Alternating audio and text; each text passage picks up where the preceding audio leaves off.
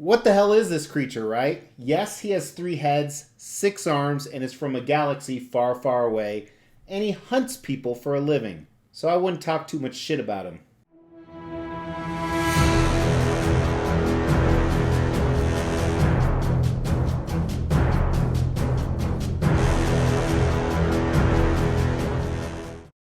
Hey guys, welcome to the Extreme channel. We're all about extreme collectibles, and today we're diving deep into the world of Star Wars.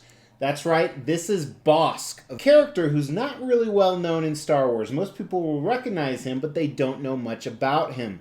So this is a custom statue, means it was a private unlicensed commission. They only made 26 of these, and I am lucky to have one on the table. And this piece has tons of cool display options we're going to see. As I said, he actually has 6 arms, 3 heads, and a partridge in a pear tree. As I said, if you've seen Star Wars a few times, most people recognize this character, but they don't know much about him, because he only had about a 5-second part, and it was a non-speaking part, but there is a lot of history.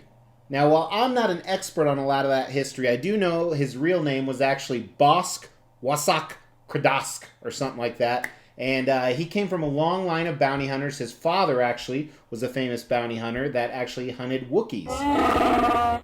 Yes, Chewbacca. So he first appeared on screen in The Empire Strikes Back. That was episode 5, or to many of us, the second Star Wars movie that ever came out. And he was one of the ones hired to try and find Han Solo. But of course, we all know that it was actually Boba Fett that found him in Cloud City, and we pretty much never heard from Bossk again, even though he did play a big role in the entire Star Wars universe, just not specifically on screen.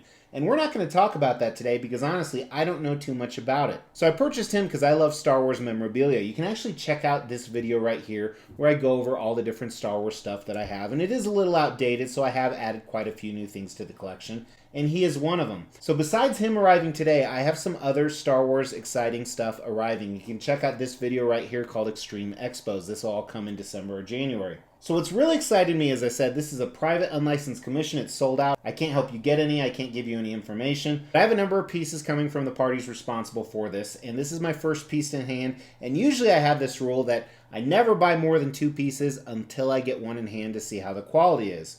Well, as a spoiler, it's pretty damn good. There are a few issues which we're going to address in the Extreme Review today, but we're going to cover everything, starting with the concept of this piece.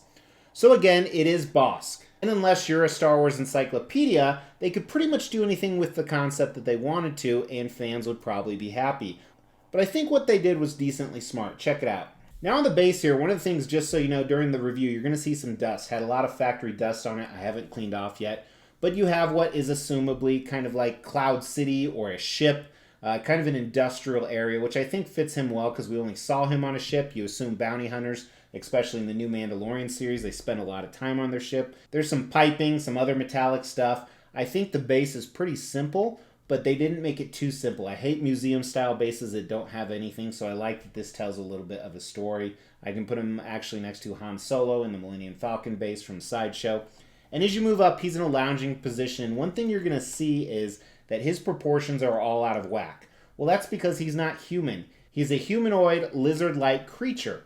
So sometimes you're going to see that maybe his appendages are much longer than you think, or his feet are 3 times the size of his head. That is how the character is supposed to be. And what I like about this is it looks like he's in a flight suit. This flight suit is actually very similar to what some of the Rebel pilots wore. Obviously the colors and stuff like that are different. He has ammo all over him. He has some tubes and pipings. You can see he has his gun here. He has 3 different switch outs for his arms. As I said, 6 different arms, but they're all wielding a gun. And same thing with his portrait. He's sneering a little bit depending which one you look at, so I think it shows the fierceness of a bounty hunter that you'd just be scared of to look at. But I like what they did. I think it's a nice piece. It doesn't take up too much room, which we'll talk more about in design. But it's a good concept for Bossk. It reminds you of the character from the movie. Obviously, as a bounty hunter, you see some things that attribute to that. Like I said, very futuristic space age with the base. I love the flight suit. That's one of my favorite parts. So I think the concept's good. I think it's a 3 out of 5 on this piece. It's very difficult to get a higher score than that unless you did something really elaborate. Now with design on this piece, there's some pros and cons. But I think first let's start with the unboxing and assembly of him. It was a decently heavy box as the base has a lot of weight to it. Now, it came in your standard white foam with some straps, and here was the first layer. Everything was wrapped in wax paper. And then here everything is revealed. Now unfortunately, one of the arms and the guns, as you see, I did have a decent break, which is what it is. This isn't one I plan to display, but we'll talk more about that later. Here's the second layer that had Bossk, the base, and some of the other accessories. As you can see, there's a lot of pieces to this because of so many switch outs.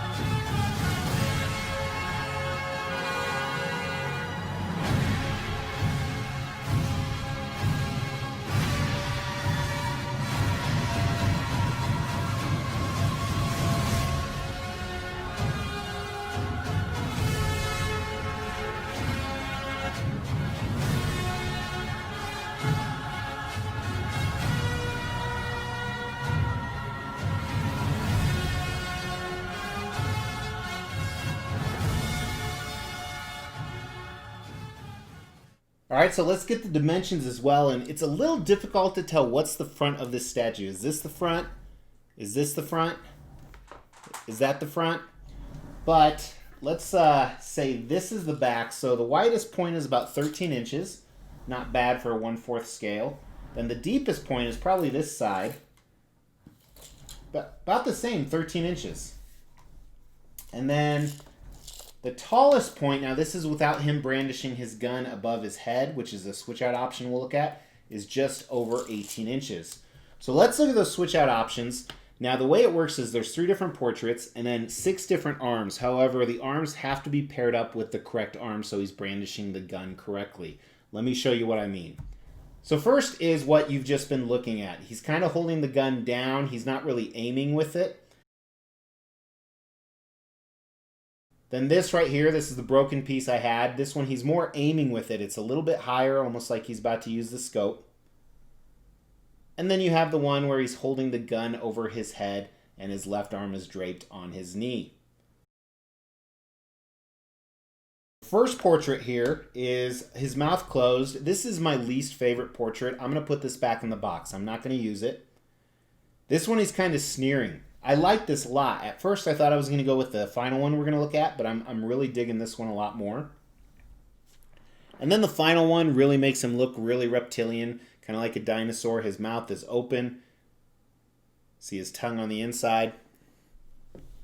So I think if you do the math, that's like 9 different combinations of display options you can do. But I think this is probably where I'm going to stick at right here.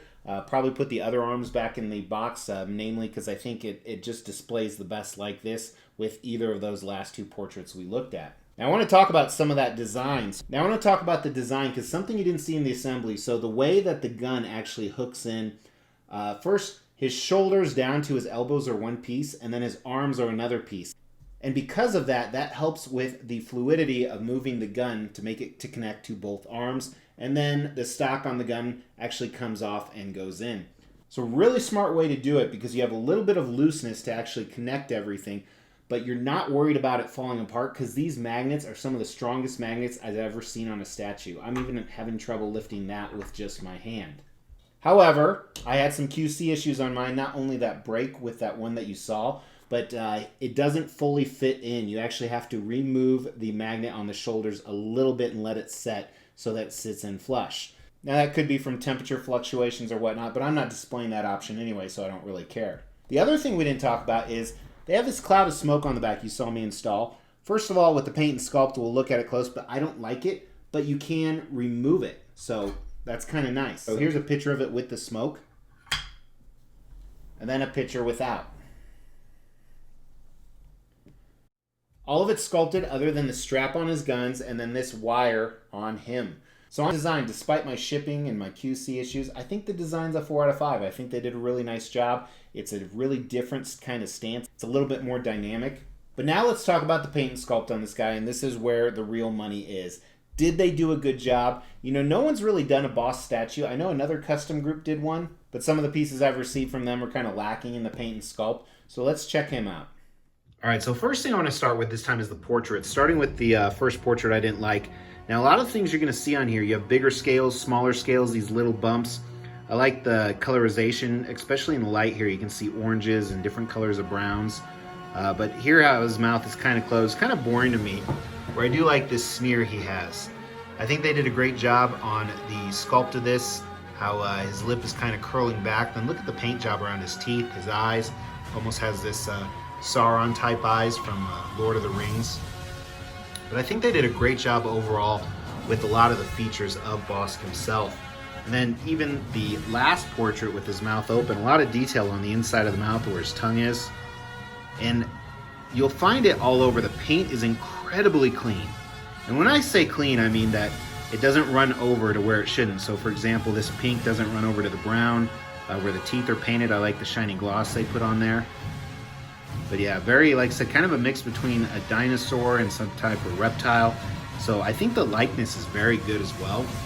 And then moving down, this hose that he has that we assume, you know, maybe supplies him with air or something of that nature. This is fully sculpted, yet it looks like it's mixed media. It actually looks like a rubber hose. So I think they did a great job with that. And one of the things you're going to see all over his flight suit, not only his white jacket here, but this is kind of a faded yellow, is this shadowing of dirt, and I think it looks great. You know, he doesn't wash his clothes every day. It just adds to the character, adds to the storyline. And then you see tiny little things in here like the patches and the straps. And again, just a point to how clean the paint is right there. And with his arms, this is where it's more of a uniform scale. Right there, it looks like a little bit of a miss on the printing, or they overpainted it maybe. But it looks great. Here's some of that mixed media, the hoses that are running. Again, maybe a connection to his flight suit or a helmet that he wears to breathe. The gun, again, very rustic faded. I like that. This is a guy that's been around for a while. And even as you go through here, you see the folds that are sculpted into his suit. Looks great. These straps, at first I thought it was duct tape. Not real duct tape, but meant to be duct tape. So I have a feeling he's not the most successful bounty hunter because his clothes could definitely use an upgrade. I mean, look at Mando. Mando has some of the best suit and clothes in the galaxy. But they did a great job. You know, I said a lot of the appendages are very elongated. You definitely see that. Here you wonder what his knees look like because they purposefully went to like something sticking out, like very bony. Let me move back up to his nails. You'll see this on his toes as well. His nails look fantastic. I love the gloss on them. I love the subtle change in color. It almost looks like enamel. Check out some of the ammo or grenades, whatever he has right here. A lot of detail went into this. I'm really loving this sculpt. And same thing when you look at his feet. So here you have the scales, and then you see more of smaller bumps all over, which we may have missed right up here on his hands. Look at, very intentional. Rock-like. And then here's the nails I was talking about that look fantastic. Really well done. The base, a lot of monotone colors. You know, you have this red, offshoot red. You see a lot of that factory dust I was telling you about, especially right back there. Silvers and blacks. The rivets on the pipe look good. I love all the scratches. Again, this whole thing, you know, really shows battle and damage worn. I'm not a fan of this, whether this is a water heater or supposed to be R2-D2, another version of him. Obviously, I'm being sarcastic. Don't cry to your mom. But the paint's okay on this. It seems out of place. Probably the worst part of the statue, as I kind of hinted at earlier, though, is this cloud of smoke. Not digging this at all, not digging the sculpt of it, not digging the white or the blue. Looks like a marshmallow. So definitely going to be removing that, which is a great option. So I really can't complain. It's not like you have to have it. And I appreciate for the concept what they did to try and add to the atmosphere of the base. So overall, really some intentional paint, and especially intentional sculpt on this piece. Textured pattern on his uniform. Indentions on his vest right there.